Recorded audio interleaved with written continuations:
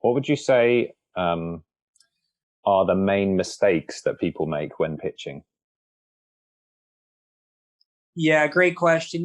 It's practically a cliche now when you go to a Silicon Valley pitching event and you see this, usually a tech guy with potentially an interesting technology, but he or she doesn't know how to present, has this really boring PowerPoint presentation with like a black background and white text, or even worse, a white background and black text, and like a couple screenshots, and they don't know. Seems like it's their first time talking in front of a crowd, or might as well be. And it's just a really sad affair. Like, it doesn't matter how cool their product is. They don't have the delivery, they don't have the presentation, and everyone is just waiting for this thing to end so we can hopefully get a more exciting speaker on next. So look, you cannot discount the delivery. You cannot discount your ability to present. Here's a step further you should take. Again, extremely rare that people take this step, but you should think about hiring a designer or an artist to go over your pitch deck and make sure that it looks good. Go over your presentation and clean it up. And you say, oh, no, I'm a great artist. Don't worry. I know how to make a great PowerPoint. Okay, that's why there's artists and designers. They know more than you. They have a better eye than you. You should hire them. You should get it looked at. It will, they can do subtle things that you would not even be aware of, but it has an immense impact on your audience. So there's services like Fiverr now. There's a lot of other services out there. There's ways to hire designers very easily if you don't know any, but have someone look at it, brush up the design. And again, the delivery. You got to have both design and delivery. So that's the primary mistake you see. Some other complaints that I've seen VCs have is like, if the speaker doesn't memorize what they want to say, if they're reading from cards, some VCs don't like that. I see a common complaint is the text is too small or there's too much text. That's a common complaint. Like, it shouldn't read like a business proposal. It should be a couple of bullet points per page, and you should be able to talk and elaborate on those points. So those are some of the main issues that I see when it comes to pitching in general, and they're directly applicable to the sales pitch as well.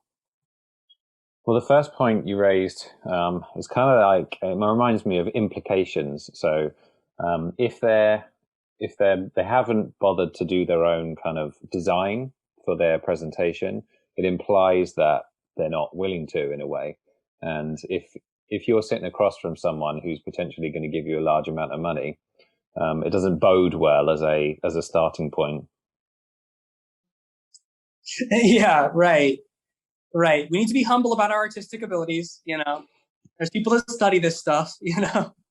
Let them do their work, let them fix it up, and that's your brand. That's your brand. That's your marketing. So check it out. Things are really affordable these days. It's worth it. Another interesting point about pitching is that it's not just you talking in front of a wall or a mirror. There's an actual human, and they can interrupt you. And particularly VCs, they tend to do that a lot. They tend to want to get to their own points. They might be just concerned about ROI, or just concerned about some revenue measure, or just concerned about some other aspect. And they'll just ask you that question. Doesn't matter. They're not going to wait for your whole presentation, right? So you got to be prepared to take interruptions and to deal with them and to answer those questions accordingly. So you better have a good answer. You better be prepared for anything that could come out of left field. Same thing with the sales pitch. I'm sure you've experienced this, right? Where, a client wants to take it on a different track or talk about a different point. Maybe you weren't prepared to talk about it, but you need to be clear about it and have a good answer. And usually it works to say, hey, I'll follow up with you later, but you can't use that one all the time. You got to be clear about where you're going, and particularly in the context of investor pitching, you really need to have pretty direct answers for pretty much everything, or they could lose interest. But investors are a special class of people, and they have their own concerns. Yeah, you can use the I'll come back to you once or twice, but too many of those, and it's not good, is it? Yeah, exactly. So, this is just basic, have basic communications, having strong communications, strong conversational ability. But there's also some other exogenous factors that are really important. I'm sure you've seen this play out in your work, Thomas, is all of those aspects which go into selling outside of the sale. Like, hey, I happen to know this person because we went to the same school or we're in the same club, or whatever it might be. So some connection that you have, or you build a connection. Hey, let's talk about this in a cafe or a pub. Let's have a more casual conversation. And all of a sudden you find out that you both like music, or you both are musicians, or you both what have you. And these kinds of personal connections are so important. Some people think it's actually the most important thing. And I think there's a fair argument to be made in that, in terms of really making a connection to the person. So kind of human to human interaction that actually drives the sale. Have you seen that as essential in your work? I can't say honestly. I think it is very valuable in that context. I can't say I'm very good at it. Is the only thing. So, you get natural salespeople who, because the phrase, right, is rapport, right? In a sales context, it's like, do you have rapport with that person, and are you able to connect with them?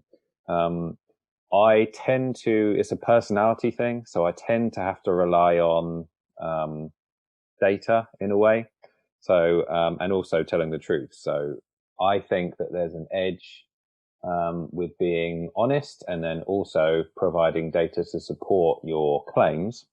And I rely on that more than I would my connection with the other human being, because I'm just not, I warm up to people over a longer period of time, which is not ideal for sales, but that's what I rely on. But I 100% see what you mean by the point, and I agree with it.